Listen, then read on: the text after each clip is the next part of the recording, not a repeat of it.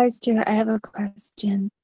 Yes, yes. I was wondering if you could talk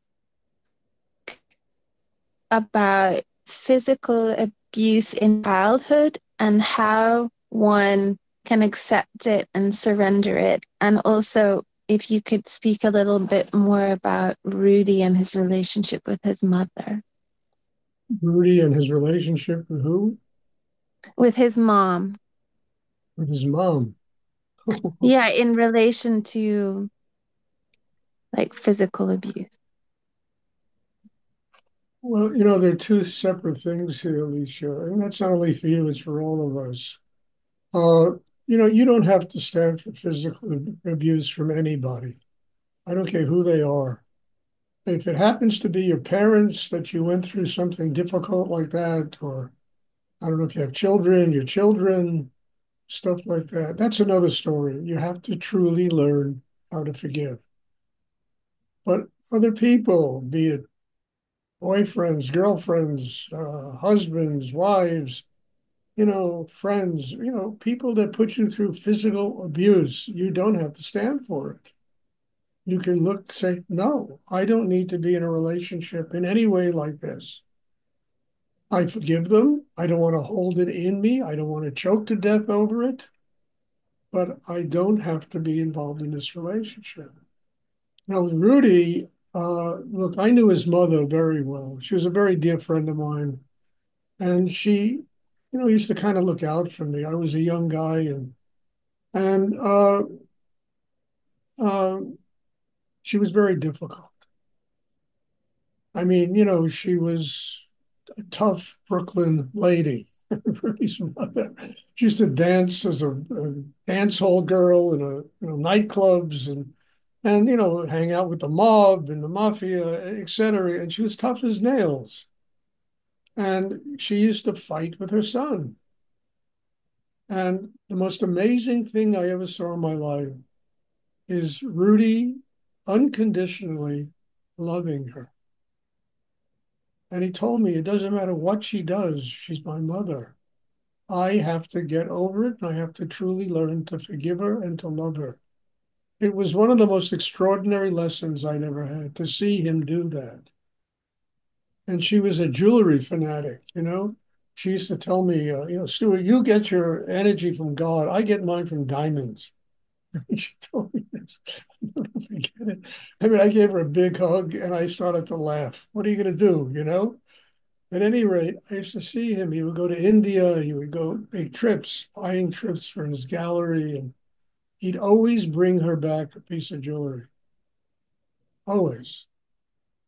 Be it a ring, a necklace, uh, some Chinese, you know, necklace that belonged in the imperial court that he found somewhere when he was shopping in Hong Kong. And he always did it. And he did it with love. He did it with gratitude. And he once told me, I'll never forget, I couldn't pay a therapist $200 an hour to show me the things wrong with me that I need to overcome that my mother does in 10 seconds. And he said, I have to be strong enough to be able to forgive her and not get upset and not, and to recognize she's my mother. I mean, she was the channel through which I came into the world.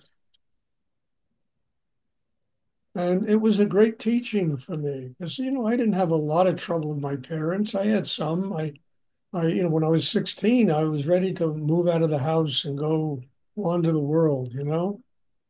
It was like me. I was kind of a gypsy kid and a very isolated kid and, deep in myself, trying to find something real in life amidst all the garbage I used to see that went on in the world, you know? When I met him and I saw him do that, it really was an incredible lesson for me. How you can learn to forgive somebody, in the deepest part of your being and allow your life to continue without holding a grudge inside. And the first people we have to do that with are our parents. You have to remember, very few parents are conscious people.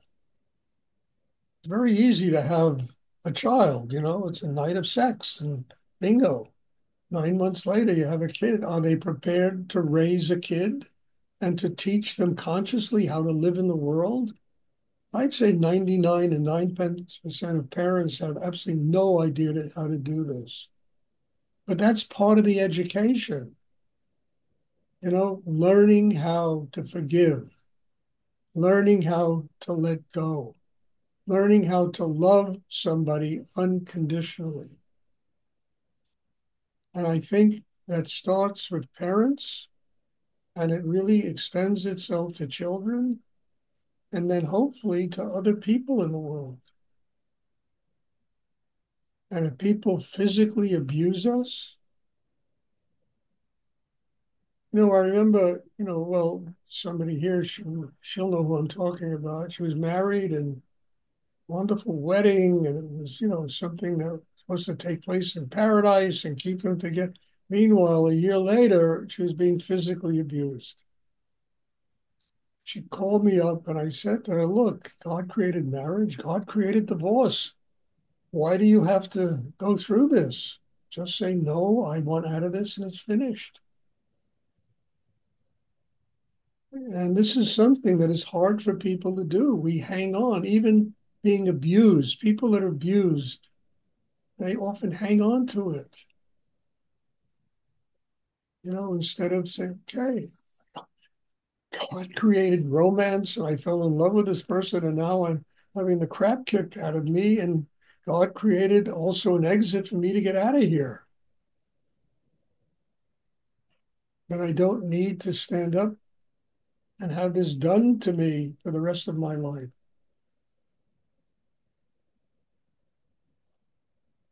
So there's two aspects to your question.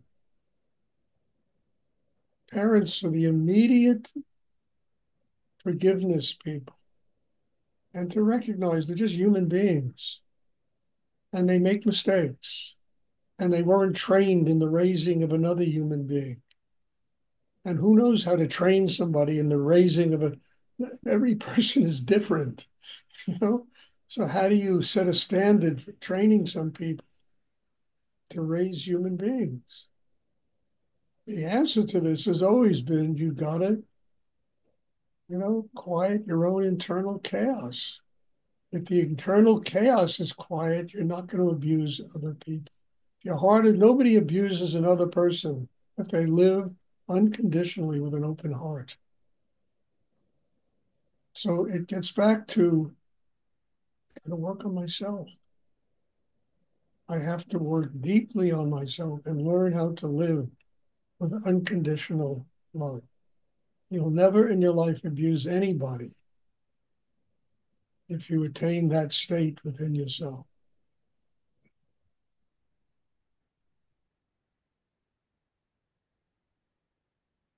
And a big way of part of attaining that, of course, you got to know how to work inside yourself, but it's learning to arrive at a place where you can forgive. For God's sake, forgive other people. And to know that there's not one person on this planet that is perfect. God is perfect. The rest of us are fumbling around like immature little children trying to figure out what the hell this madness is all about. And as soon as we stop trying to figure it out in our heads and open our hearts, we don't have to figure it out anymore. We can live in it, and consciously learn how to deal with the stuff we have to deal with every day.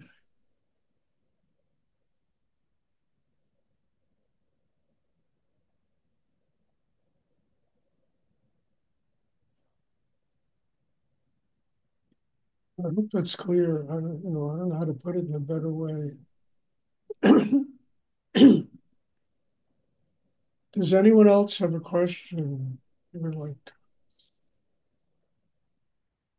Yeah, I know Rudy's mother, literally, he was 2 years old. She kicked him down a flight of steps, cracked open his head. Then he spent like 6 months in a hospital.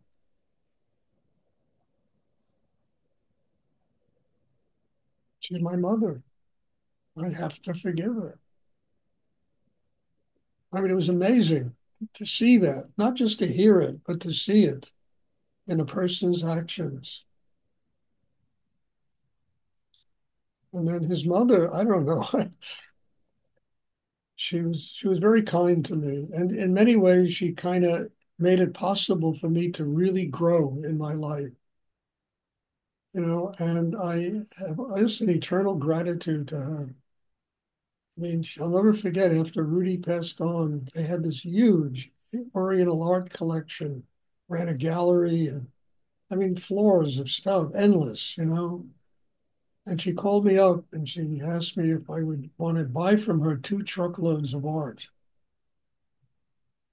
And well, you can sell them where you are. I said, Ray, do you know where I live? I'm living in Denton, Texas. I mean, for God's sake, it's Baptist America here. They'll kill me if I start trying to sell Buddhas and Krishnas and Shivas. And she said, I'll think about it. So I thought about it for about 10 minutes, maybe 5 minutes, called her back and said, oh, Ray, I'll do it. I didn't know why. I said, I have to do this. I have to do this. This is an important step I have to take in my life. And I went up there and I had about $1,000, $800 to my name. I put myself in debt for $175,000 buying all this stuff. And the incredible part about it is it forced me to go so deep inside myself to connect with spirit, because that was the only place in the world I can get the energy to make this succeed. It was the only, and she was instrumental by putting me in that. But I love the art. I was sitting in the midst of all this treasures. It was absolutely extraordinary. But it also enabled me to move back to New York from Texas and open a business that looked like it was there for 20 years.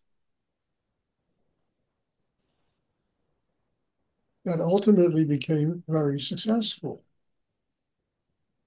And I paid off my debt, which to me was in itself a miracle because, $175,000, it was probably $1 million in today's currency, maybe much more. So you gotta, all of these things are amazing. You have to build a system inside to know, even if they're impossible, when things are going to truly work, even if they're impossible. And then you have to work your ass off to make it happen. And my way of working that way was connecting with spirit. It was the only place I could get the energy to make that thing successful.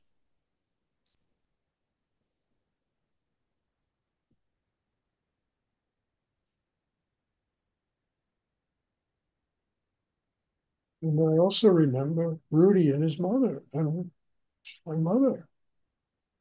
Doesn't matter what she's done to me, I have to love her unconditionally. She's the best therapist I could ever get. That's true. Parents are the best therapists. 2 seconds, they'll tell you exactly what's wrong, what you got to fix about yourself.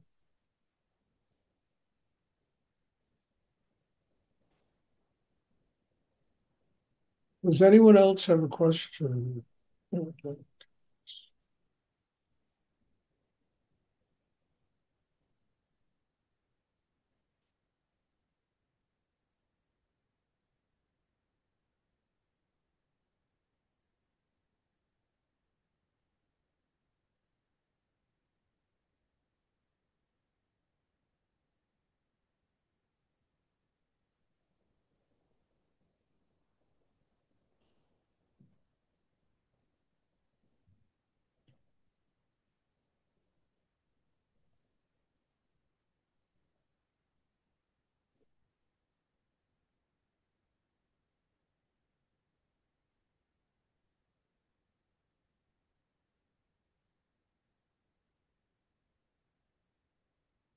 Okay, if there are no more questions, well,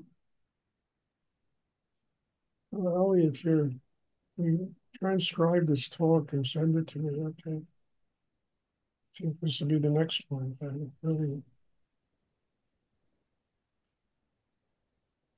Does anyone else have a question?